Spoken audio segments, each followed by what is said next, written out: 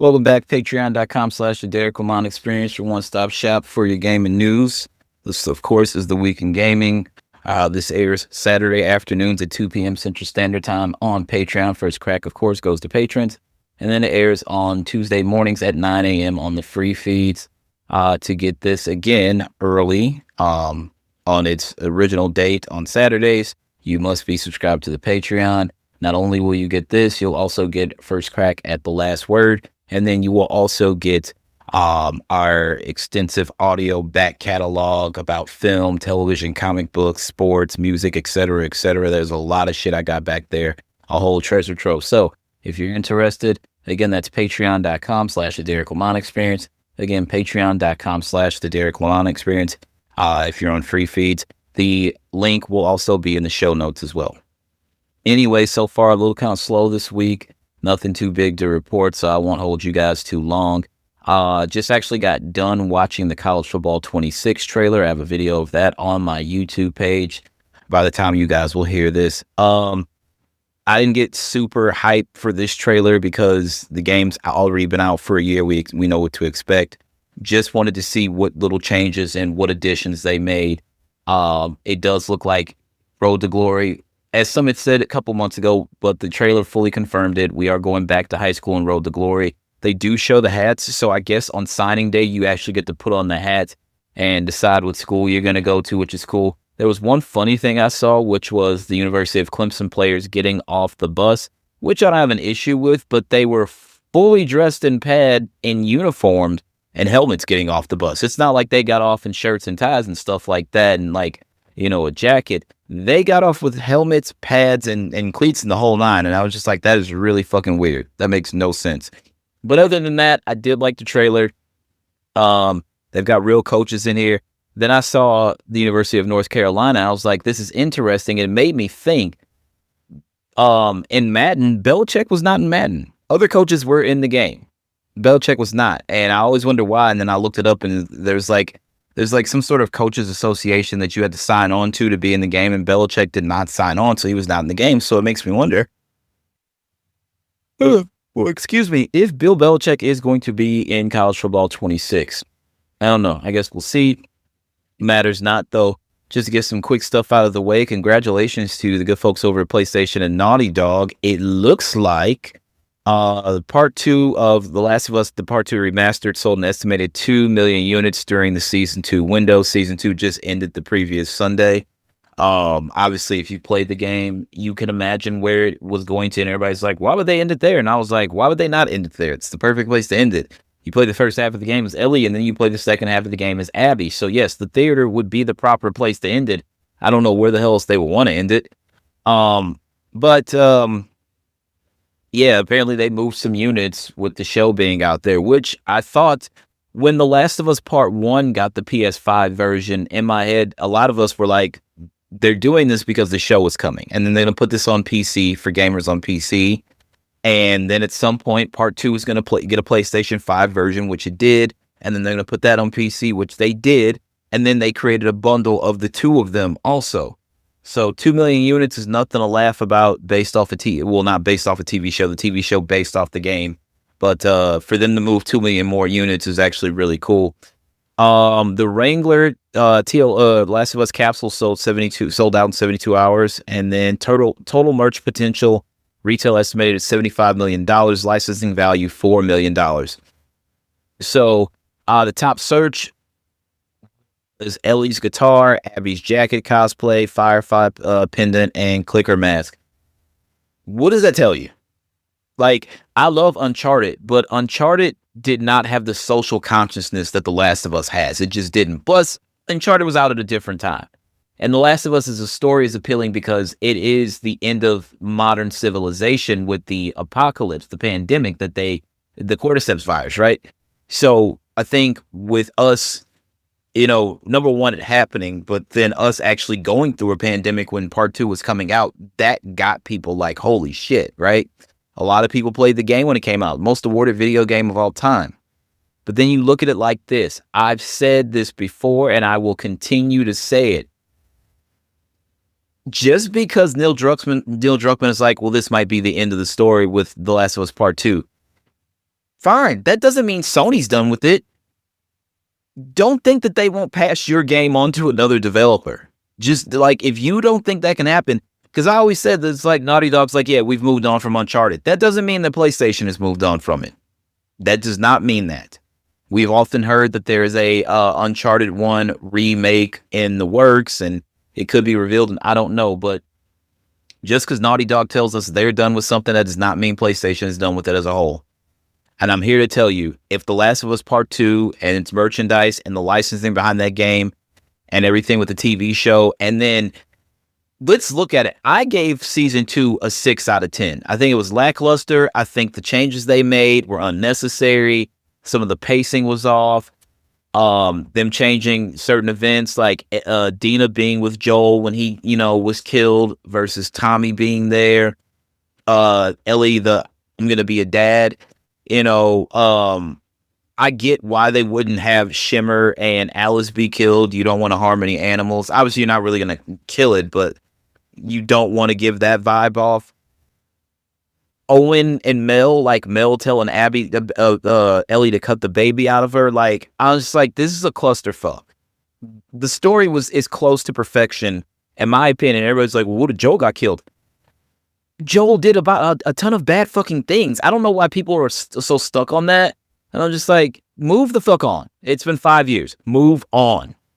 Will the show reopen the wound? Then don't fucking watch the show. Clear, just so fucking simple, right? So simple. But the fact that they were able to move 2 million units of the game and some merch and stuff like that, it's still part of the social consciousness. When everybody sees Abby's portion of the show next time out, as long as they don't fuck with that, I think it's only gonna make it a bigger deal. We know that there's multiple games like in production at Naughty Dog, I think that Intergalactic is like the big one at the moment. Once they finish up that, then other people will jump off of that onto those other games. If one of those games is not The Last of Us, Last of Us Part 3, I'd be very surprised.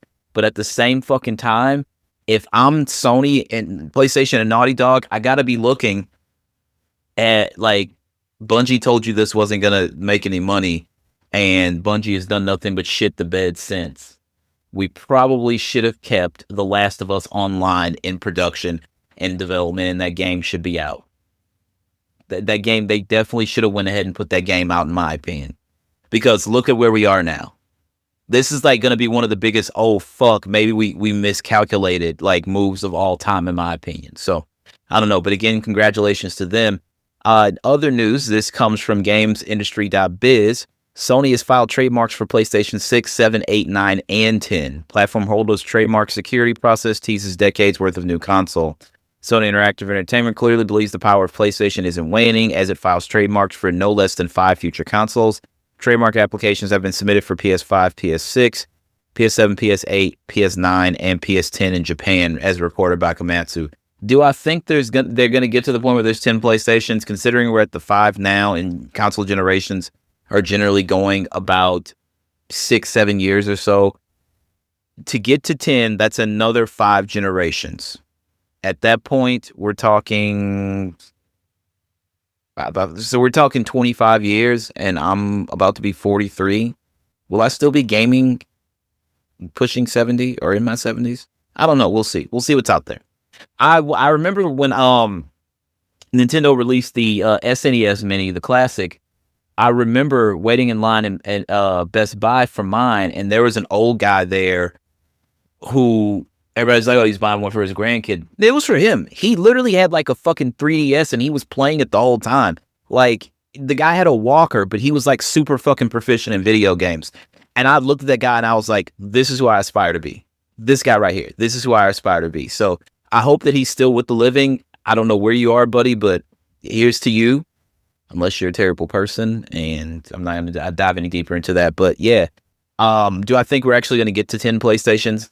Probably not. I don't think console gaming is waning now, but as the future continues to get murky and things have changed, acquisitions, consolidation of assets, PC gaming being on the rise and stuff like that, and the cost of everything going up, at some point the console could go away. I'm just being completely honest with you. So I don't know. Anyway, speaking of PlayStation, this is very, very interesting. Everybody talking about the tariffs and the price increase for the Xbox brand. Well, this is very interesting. This comes from Vice. Sony is reportedly gearing up to offer a price drop on the PS5 Pro for its annual PlayStation Days of Play sale, 2025 sale. Console originally launched at a staggeringly high retail price. However, starting on May 28th, players will finally be able to get the PlayStation 5 Pro at a lower price. A recent report by Insider Gaming confirms that Sony is planning to cut the PS5 Pro's price from $699 down to $649. It's a saving of $50, but it is what it is. The reduced pricing will reportedly go live on May 28th, 2025 as part of the PlayStation Days of Play 2025 sale. The new retail listing reflects a 7% discount from its initial launch price, which has remained unchanged since the console debuted in November of 2024. Well, no, the price isn't going to drop in a year. Console prices, I noticed, they didn't drop last generation. I remember the Xbox 360 and the PS3 dropping in price. The PlayStation 4 did not drop in price. Because even the Slim was like, was it 3? I don't remember. I have to go back and check. I don't think the consoles have really dropped in price. While not the largest price drop, is better than nothing, especially considering recent rumors that Sony was contemplating a price increase due to economic tariffs. It's unclear whether the new PS5 Pro price is permanent or just a temporary deal as part of the annual PlayStation sale. If you're thinking about picking up a PS5 Pro, now is probably the best time to do it. I can't even imagine how hard it'll be to get the console in 2026 when GTA 6 releases, provided it actually does. And the PS5 Pro isn't the only thing being discounted. Over 30 major games are also going on sale. Below, we've listed every title, including the PlayStation Days of the Play 2025 sale. Sackboy: A Big Adventure was $59.99, now $19.99. Destruction All-Stars was $19.99, now $9.99. Returnal was $69.99, now down to $29.99. Marvel's Spider-Man Miles Morales Ultimate Edition, $69.99, down to $39.99. Gran Turismo 7, $69.99, down to $29.99. Demon's Souls, $69.99, down to $29.99. Astrobot, $59.99, down to $49.99. PS5 MLB The Show Standard Edition, $69.99, down to $49.99. Marvel Spider-Man Miles Morales, $49.99, down to $19.99. Horizon Forbidden West Collector's Edition was $179.99, down a whole $100 to just $79.99. Horizon Forbidden West was $49.99, down to $29.99. Horizon Forbidden West Complete Edition, $59.99, down to $39.99. The Last of Us Part 1, $69.99, down to $29.99. MLB The Show 29.99, down to $19.99. The Last of Us Part 2 Remastered, $49.99, down to $29.99. Neo Collection, $69.99, down to $19.99. I'm just going to not going to do the 99. I'm just going to call it a flat rate. Uncharted Legacy of Thieves was $50, now it's $20. God of War Ragnarok was $70, now it's $30. Ghost of Tsushima Director's Edition, $70, down to $30. Rise of the Ronin, $70, down to $40. Marvel Spider-Man 2, $70, down to $40. Until Dawn, $59, down to $39. I'm guessing that's the PlayStation 5 version. Helldivers, $40, down to $30. Spider-Man 2 Collector's Edition, $230, down to $130, so $100. MLB The Show 24, $30, down to $20. MLB The Show 24 Collector's Edition, $60, down to $50. Lego Horizon Adventure, $60, down to $30. Horizon Zero Dawn Remastered, $50, down to $30. Ratchet & Clank Rift Apart, $70, down to $30. So those are the games that are on sale for Days of Play. It looks like a really, really good... This is a good sale, especially if you haven't played a lot of these games. Get them now at the discounted rate. Get them at the discounted rate. Generally, maybe around the Game Awards, some stuff will get discounted. I don't know, but this is a good sale, so you should take advantage. Take advantage, though. I actually just texted a friend and said, hey, the shit's on sale. I know you haven't played some of this stuff. Check it out. So take advantage while you can. Speaking of PlayStation and PlayStation 5 Pro and things like that, this comes from comicbook.com. According to a new report, PlayStation is working on major updates to the PlayStation 5 Pro, including an improvement that should go a long way in upgrading the experience of playing PS3, PS2, PS1, and PSP games on the console. The report comes the way of Moore's Law is dead, a fairly reliable source when it comes to the PS5 Pro, specifically having provided accurate PS5 Pro information in the past before it was actually revealed. As many PS5 Pro owners will know, PSSR, PlayStation Spectral Super Resolution, is a specific type of upscaling technology Sony designed specifically for the PlayStation 5 Pro. Though it will certainly be used in the PS6 and beyond, its design and its aim is to take lower resolution games and upscale them to a higher outputs, primarily 4K, all while not sacrificing a loss of visual fidelity. This is one of the big differences between the base PS5 and the PS5 Pro. Right now, in its current form, PSSR and PS5 Pro requires a base resolution of 864p, which means it does not work with the games that have a base resolution of 720 or lower, which is the entry level of high definition, which is many classic games, PS3, PS2, PS1, and PSP. Now, these games are upscaled on PS5 Pro using more traditional methods, but not via PSSR, which is the superior method. All that said, according to the aforementioned source, Sony is preparing an update to the PS5 Pro PSSR that will allow it to upscale these lower resolution games, which in turn means PS3, PS2, PS1, and PSP games will look and run better on the PlayStation 5 Pro, at least in theory. There have been plenty of issues with PSSR since the launch of the PlayStation 5 Pro, with many games being negatively impacted by it. This is not so much a problem with the technology as developing for it. To this end, the report also claims Sony is attempting to make it easier to work with on the development side. Of course, take everything here with a grain of salt. None of this is official information. Even if it is accurate information, it is also subject to change that could render it inaccurate over time. The moment of publishing, PlayStation has not commented on this report in any capacity. There's no reason to expect this to change. If it does, though, of course, this will be updated, and I will update you guys on these changes. It is a very nice piece of tech. It looks like they want to continue to improve and iterate on it until we get close to the PlayStation 6, which is a lot closer than people think. Again, it is 2025, which means this November, the PlayStation 5 and the Xbox Series consoles will have been out for 5 years. All right. So we know, like they said a couple of years, I think it was last year, that we're in the back half of the PlayStation 5's life cycle. And a lot of people were like, that can't be right, and blah, blah, blah. It's like, dude, it's simple math, brother. It's simple math. And I'm like, but we haven't even really seen any PlayStation 5 exclusive games.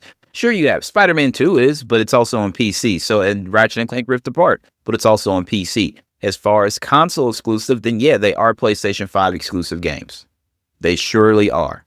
Horizon Forbidden West, I mean, I get it. Remakes, remasters, some people hate the idea of them. It is what it is. You got to do what you got to do. But if this is some tech that they can keep improving on the software level, they can push updates, that's incredible. And it only gives me more hope for the PlayStation 6 going forward. So I'm all for this, even though I don't play a lot of older generation games. Some of that stuff just doesn't hold up well. Because it's like, you can improve it visually and it can render in 4K, and that's fine.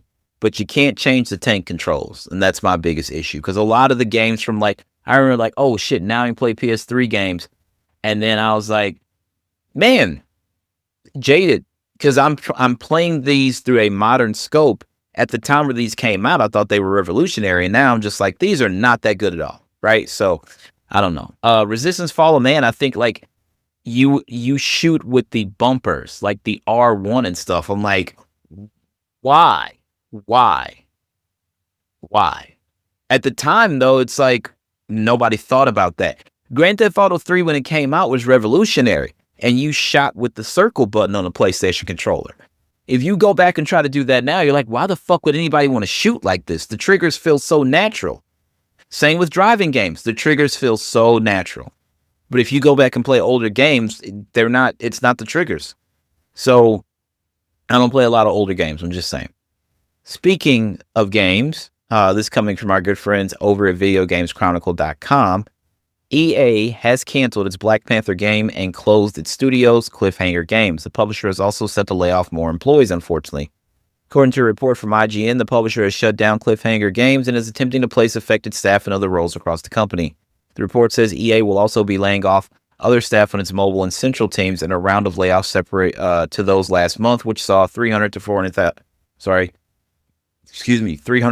staff laid off across EA, including 100 to Apex Legends studio Respawn Entertainment. The publication was forwarded an email sent to staff from the EA Entertainment president Laura Mealy, which says the cancellation of the Black Panther game is part of EA's effort to sharpen our focus and put our creative energy behind the most significant growth opportunities. Mealy's email also says EA Entertainment, which is a separate division to EA Sports, will focus mainly on Battlefield, The Sims, Skate, and Apex Legends going forward, though development will also continue on Motive's Iron Man game and Respawn's third Star Wars Jedi game. Don't put a bunch of fucking parkour in that game. I'm begging you, do not. I don't know where in the 11 Star Wars films that exist, the 9 proper of the Skywalker trilogy, Skywalker saga, and the 2 offshoots, Solo and Rogue One. Where the fuck in any of those films do you see a bunch of Star Wars characters doing parkour? Nowhere. Not fucking anywhere. Why they decided, hey, Cal Kestis, parkour. That is so fucking stupid. That is so stupid. I felt that way about Jedi Fallen Order, even though I loved it. I definitely feel that way about Jedi Survivor. It's like, oh, well, now you have this hook shot, and well, get the fuck out of here. This is so stupid. Anyway, Cliffhanger Games was formed in 2021 and was led by Kevin Stevens, who was a boss of Warner's Monolith during the development of Middle-earth Shadow of Mordor and Middle-earth Shadow of War. In addition to leaders from those games, Cliffhanger's team included veterans of franchises including Halo, God of War, and Call of Duty. According to EA, the Black Panther game was being developed in collaboration with Marvel Games. A statement, quote, "We want our game to enable players to feel what it's like to be worthy of the Black Panther mantle in a unique story-driven ways, and we want Cliffhanger Games to empower everyone on our team as we collaborate to bring this amazing world to life," Stevens said last year. Well, we're still in early development with a long road ahead, but we know the foundation integrates stories to build an experienced team with diverse voices and perspectives, and that's what we want to build, especially with a superhero as important as Black Panther.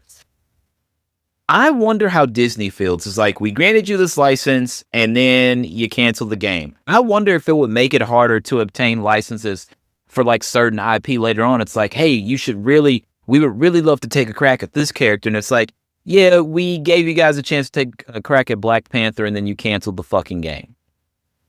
Like, I wonder how the people who own the IP feel when shit like this happens. I really do. Thankfully, we still have the Hydra, the Black Panther, Captain America game coming, so we're still going to get some, I don't know if it's T'Challa or T'Chaka who's actually going to be the Black Panther in that game. It doesn't matter. We're still getting a Black Panther game. I understand he does have to share the spotlight with Cap, but it's fucking Captain America, so it's not that big of a deal. But yeah, this is a mistake. Well, it's not a mistake. If they couldn't get it done, they just couldn't get it done. But at the same time, I just feel weird. Like, I really wonder how Disney feels about granting that IP and then this going down the way it is. But it's neither here nor there. I don't know. In other news, I've been saying this for the longest time, and y'all are going to start to listen to me, and I promise you, one day you people are really going to listen. This story also coming from our good friends over at VideoGamesChronicle.com. Apple to launch dedicated video game app around the Switch 2's launch. Apple is reportedly planning to launch its own dedicated gaming app within days of the launch of the Nintendo Switch 2 in an effort to bolster its position in the gaming space. Remember when I was like, oh, you can play Resident Evil 4 Remake on an iPhone or an iPad or a MacBook? Man, it sure feels like Apple is getting into the gaming space. Everybody's like, you're crazy. Apple's like, no, we have no thoughts of getting into the gaming space. Yet here you are getting into the fucking gaming space. The app will come pre-installed across Apple's suite of products in an effort to unify the tech giant's push into the gaming space. The next keynote will be about iOS and the first big overhaul of the iOS since Apple iOS 7, which totally changed everything. Remember, everything like on the first 6 iOSs was like kind of polished, and like you would see like this little glare from each app like in the corner and stuff like that. And then they decided we're going to make every app flat, and then like it's going to be like layers where you can see the layer underneath. Like, oh, you were on this app, you can see your, like, if you slide down the control center, you can still see your apps underneath it and stuff like that. That was the first true overhaul of iOS. And this next one is going to be the first overhaul of iOS since that happened. According to Bloomberg, the app will feature a centralized achievement system, leaderboards, and other communication tools. The app will be announced during Apple's Worldwide Developers Conference on June 9th, 4 days after the launch of the Nintendo Switch 2. This new app will replace Game Center, Apple's current gaming social offering. Game Center debuted in 2010, and while it has remained a part of Apple's video game infrastructure since then, it has received few meaningful updates. Apple's gaming app would also integrate Apple Arcade, the company's subscription gaming service, which I don't subscribe to because there's not really anything good on there, which offers access to new and classic titles for a monthly fee. Editorial content about games on the Apple platform will also reportedly be a feature of this new app. This week, Apple made its first video game acquisition. RAC7, the two-person developer behind Apple Arcade's 2019 hit Sneaky Sasquatch, will continue its partnership with Apple as an internal studio, which was announced on Tuesday. Speaking of digital trends last year, Apple Arcade senior director Alex Rothman cited RAC7 Sneaky Sasquatch as one of the service's major success stories. Quote, "We hear from customers all over the world whose kids want Sneaky Sasquatch birthday parties," he said. I've never even heard of this game. I'm just saying, I'm not saying they're lying. I'm just saying it doesn't seem very likely if you ask me. And I talk about video games every week, so I don't know. What the fuck do I know, right? In other news, also from our good friends at VideoGamesChronicle.com, Cyberpunk 2 is now in pre-production, says CD Projekt. Previously known as Project Orion, the conceptual phase is now complete. The sequel, which until recently was known as Project Orion, is being headed by CD Projekt Red's new North American arm, which has studios in Boston and Vancouver. This probably isn't going to end well, just saying. According to a statement accompanying its Quarter 1 2025 financial report, the publisher stated that the sequel, which it now refers to as simply Cyberpunk 2, has entered the next stage of the development process.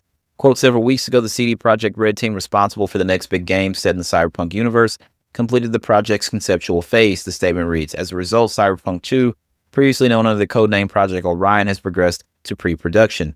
CD Projekt also announced that Cyberpunk 2077's expansion Phantom Liberty, starring our good friend Idris Elba, has now sold more than 10 million copies ahead of the release of Cyberpunk 2077 Ultimate Edition on the Switch 2, which also contains Phantom Liberty.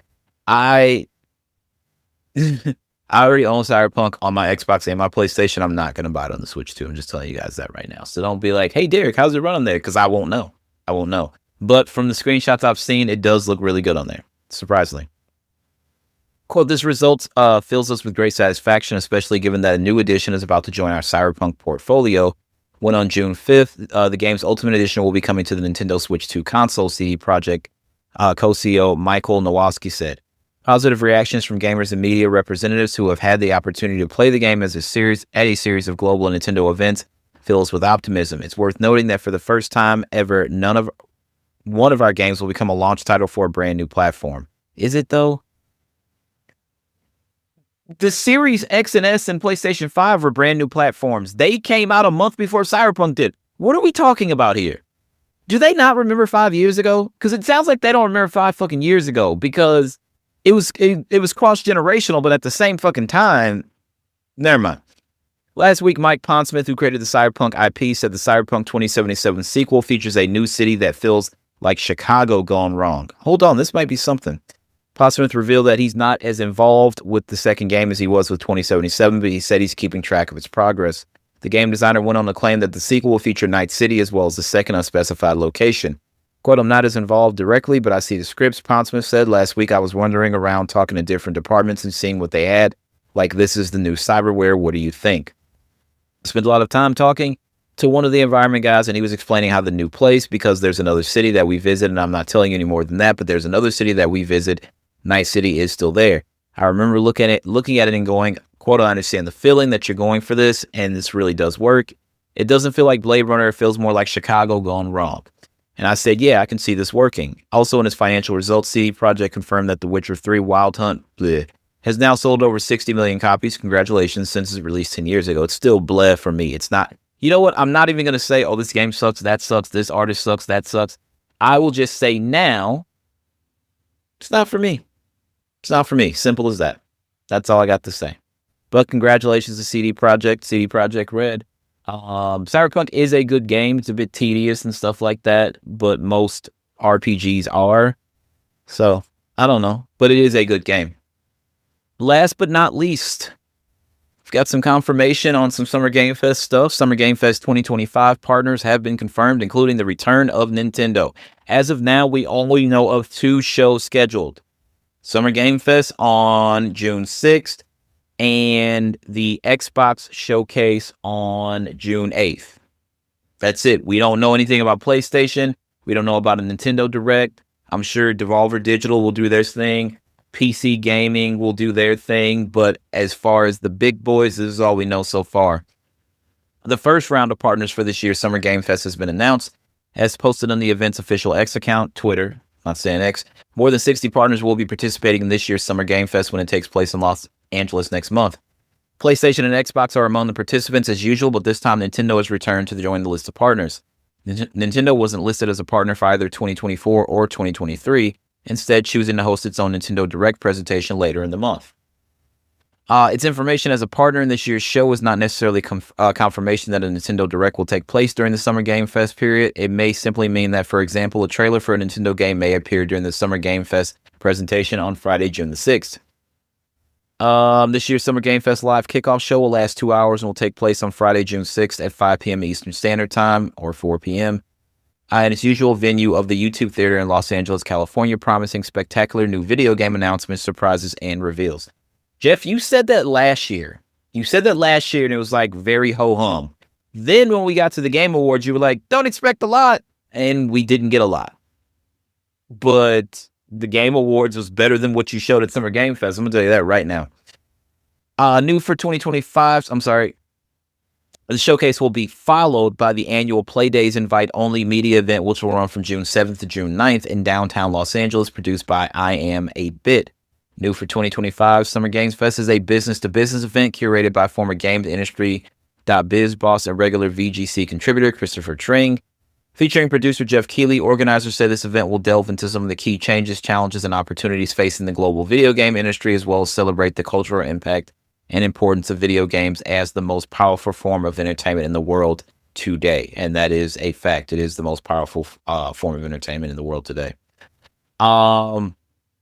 It should be good. I'm hoping they do a great job. I'm hoping we see a lot of great stuff because, again, we've heard nothing from Sony right now. Their radio's silent, so we don't know if Sony's going to do their own showcase or even a state of play. I know a lot of people are like, where's Wolverine? I'm not going to lie. I'm one of them. Like, at least give us some sort of update on the game, Insomniac.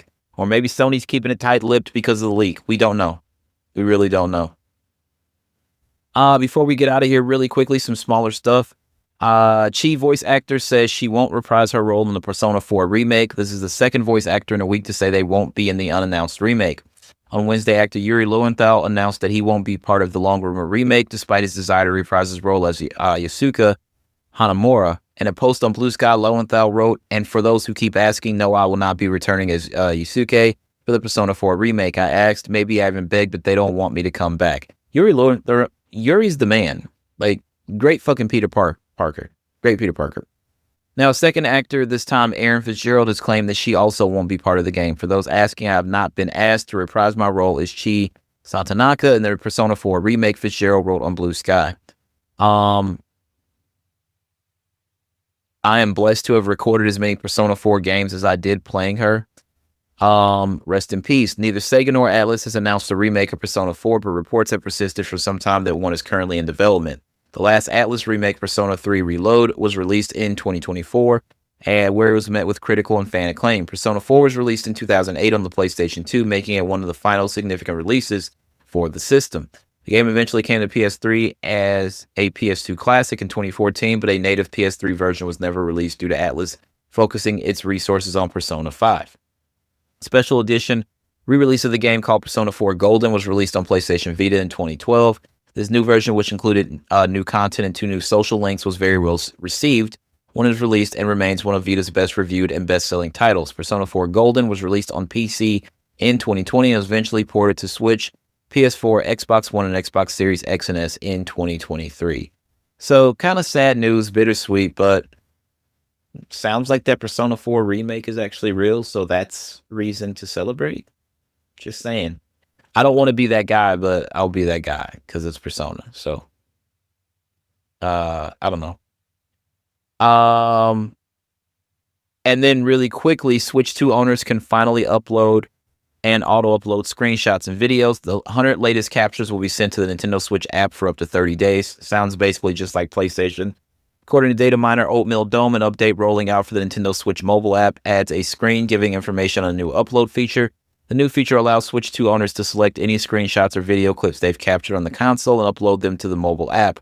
This allows users to load the app, find the captures, and save them to their camera roll for sharing on social media or other purposes.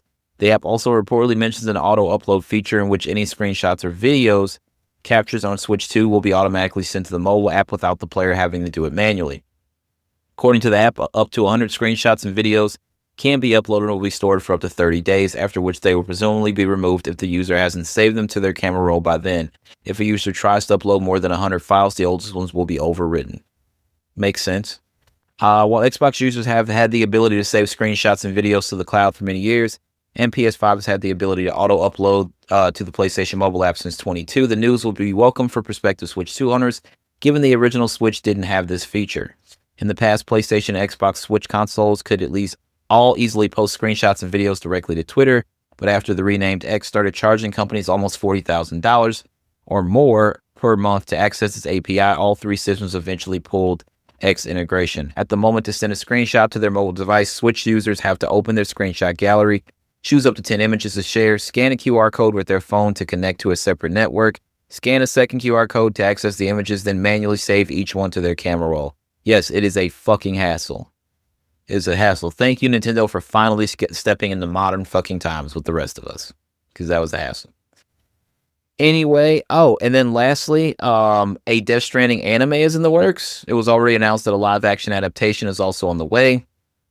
In an interview with Vogue Japan, Kojima discussed his vision for Death Stranding series and how he feels the boundaries between movies and games in general will disappear in the future. While discussing the upcoming live-action Death Stranding movie, Kojima said he wanted to make a version of Death Stranding story that's only possible in cinema and that it should be accomplished enough to win respected film awards, before briefly revealing that an anime is also being worked on as a separate project. Quote, "I'm currently working with A24 on a live-action film adaptation of Death Stranding," Kojima said. Delivering packages as a film. Fucking crazy, right? It's the beginning of Ace Ventura. When it comes to adapting games into visual media, there are works like The Last of Us, which stays true to the original storyline. All out of here. No, it doesn't. It does not. And films like Super Mario Brothers movies, which are more of a service to fans of the game. While these works have their own merits, as a film enthusiast, I want to pursue the expressive potential of cinema. I am to create a Death Stranding that can only be realized throughout film, and one that could win awards at festivals like the Cannes Film Festival or the Venice Film Festival. In fact, we are also currently working on an anime adaptation. Kojima has previously mentioned anime as a potentially future medium for Death Stranding in an interview with Variety last year, but this appears to be the first official confirmation that an anime adaptation is now in the works. Death Stranding is probably the perfect game for anime. To strengthen our IP, we're doing a sequel, and this is a game, he told the publication in September of 24, and we'll continue to add more to various platforms. What comes next are different forms of media, movies, anime, TV, dramas, etc. Basically expanding the game IP to other media. That's the second phase, and that's what we're aiming for next. Last month, it was confirmed that A24's live-action Death Stranding movie will be written and directed by Michael Sarnowski, who previously directed A Quiet Place Day 1. Last year, Kojima told Famitsu that he chose to work with A24, the film distribution and production company behind movies like Everything, Everywhere, All at Once, Talk to Me, Uncut Gems, Midsommar, Lady Bird, and Moonlight, because he didn't want to make an expensive blockbuster action movie. Never mind. Anyway, that's all I got for you guys today. Shorter episode as we're starting to gear up to whatever we're going to get as far as summer gaming. When we get information about other shows, if they actually do take place, of course, I will let you guys know. I'm going to go ahead and end this like I end everything else. Believe in yourself first and foremost, because if you don't believe in yourself, of course, nobody else will believe in you. As always, my name is Derrick Lamon Jackson, and that is my time. Y'all have a good one. Peace out.